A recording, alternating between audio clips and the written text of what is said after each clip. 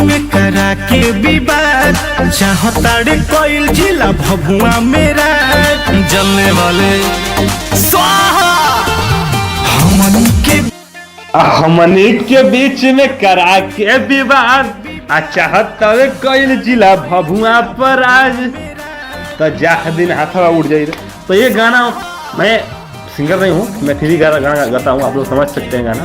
और स्क्रीन पे चल रहा होगा वीडियो कि हमनी के बीच में करा के विवाद, कल चाहता जिला भभुआ पर आज। तो बहुत ही प्यारा सॉन्ग है, एकदम शानदार एकदम सॉन्ग है, गर्दा गर्दा सॉन्ग है। और ये खतरनाक म्यूजिक पर आया हुआ है गाना, अब ज़्यादा नहीं गया है, 2000 पहुँचने वाला है।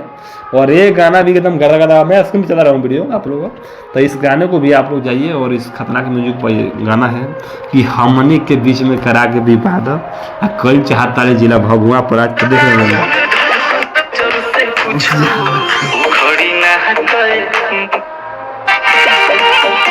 तो जिला भव, तो ये भी गाना एकदम गर्दा गर्दा गाना है। और आप लोग जाइएगा, एकदम सुनिएगा, सिंगर रविंदर राज और माइकल पंकज जी का आवाज में है गाना। और आप लोग एकदम दुलार पे एकदम जरूर दीजिएगा, और इस गाने को आप लोग एकदम हिट करिएगा। और एकदम उम्मीद होगा कि आप लोग एकदम गर्दा गर्दा आप लोग करिएगा, और इस गाने को अपना दुलार प्यार जरूर दीजिए। और फिर मिलते हैं आप लोग का नए अपडेट में और नई वीडियो लेकर।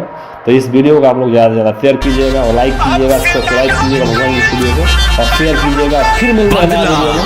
तो जय हो।